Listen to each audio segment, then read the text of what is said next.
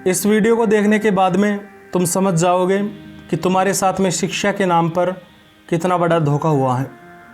विद्यार्थी हो तो मेरी बात ध्यान से सुनना। आधी अधूरी बात सुनकर कोई भी निर्णय मत करना।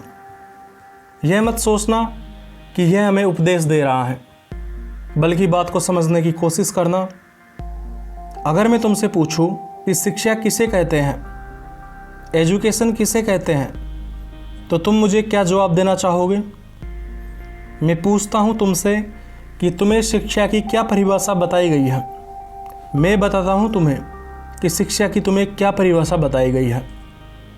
पहली बात तो यह है कि तुम्हें कभी भी शिक्षा का मतलब यह नहीं बताया गया कि शिक्षा का उद्देश्य होता है कि एक व्यक्ति अपने जीवन का उद्देश्य और समझ हासिल करके अपने जीवन को सफल बनाए। भारत की कुछ ही स्कूलों में कुछ ही बच्चों को यह बात पता होती है कि वास्तव में वे पढ़ क्यों रहे हैं, वरना अधिकतर विद्यार्थियों को तो यह भी नहीं पता कि वास्तव में वो पढ़ाई क्यों कर रहे हैं। क्योंकि अधिकतर लोगों को जन्म से एक ही बात सिखाई गई है कि शिक्षा लेने का मतलब है नौकरी प्राप्त करना। आप यह प्रयोग करके देख सकते हैं। अधिकतर बच्चे आपको यही जवाब देंगे कि हम पढ़ लिख इसलिए रहे हैं ताकि हम नौकरी पा सकें। बात यह नहीं है कि नौकरी करना गलत है।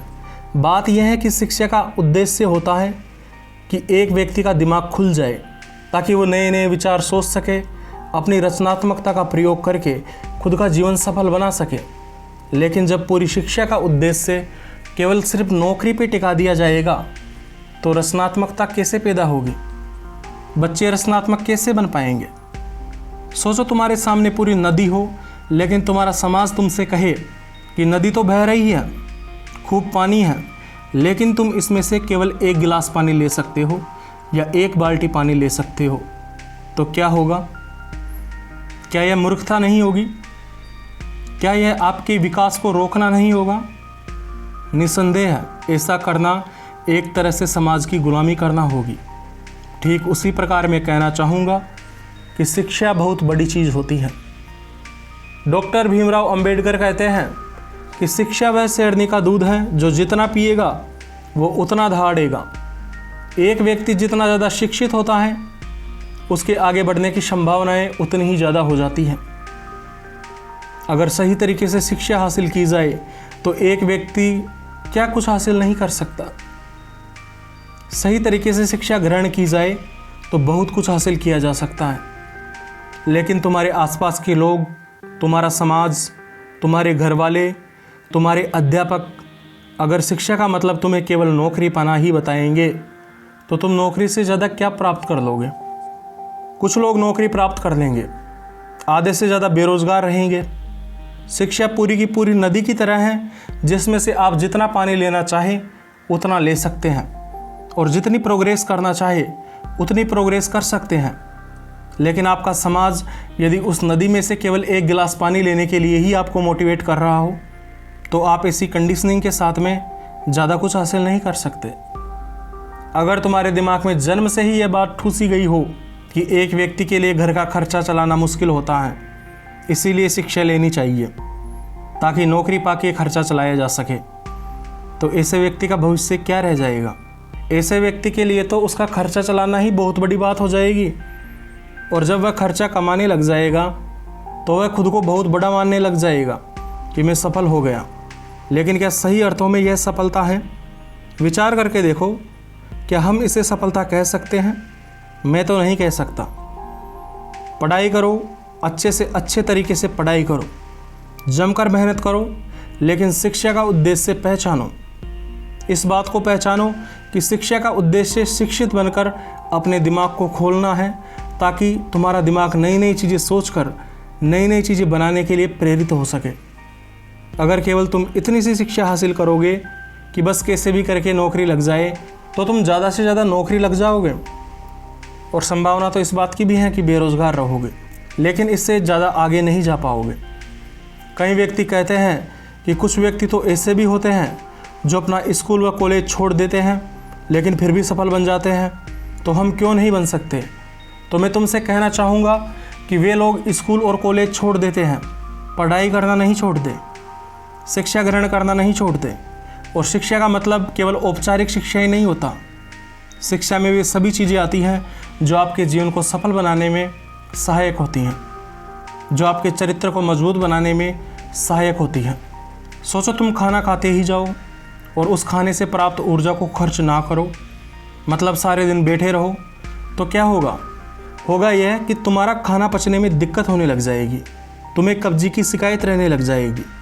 ठीक उसी प्रकार यदि तुम तुम्हारे दिमाग में जानकारियाँ ठूंसते जाओगे लेकिन अपनी रचनात्मकता के माध्यम से उनका फ़ायदा नहीं लोगे, तो ये जानकारियाँ भी तुम्हारे दिमाग में कचरे के समान हैं। वे जानकारियाँ तुम्हें डिग्री दिला देंगी, वे जानकारियाँ तुम्हें शिक्षित होने का प्रमाण दे देगी, लेकिन तुम वास्तविक रूप से अशिक्षित ही रहोगे।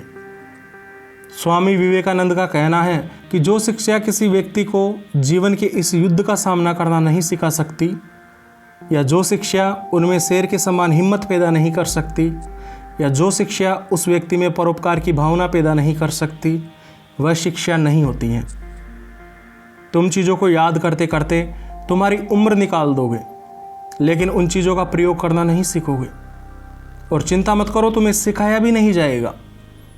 अंत में बेरोजगारी तुम्हारे हाथ लगेगी, फिर डिग्री लेकर इधर उधर रोते हुए फिरोगे कि नौकरी नहीं मिल रही, नौकरी नहीं मिल रही। शिक्षा का प्रयोग करना सीखो। सबसे बड़ी शिक्षा तो यही होती है कि एक व्यक्ति ज्ञान का प्रयोग करना सीख जाए, उसे अपने काम में लेना सीख जाए। शिक्षा ऐसी होनी चाहिए जो एक व्यक्ति को उसके जीवन का उद्देश्य समझा सके, जो एक व्यक्ति को उसके जीवन की समस्याओं का समाधान करना सिखा सके, जो एक व्यक्ति को आज़ाद होना सिखा सके। अगर तुमने काफ़ी पढ़ाई कर ली है, लेकिन अगर फिर भी तुम एक नौकरी के लिए चिंतित हो, तो शायद तुमने ढंग से पढ़ाई नहीं की है।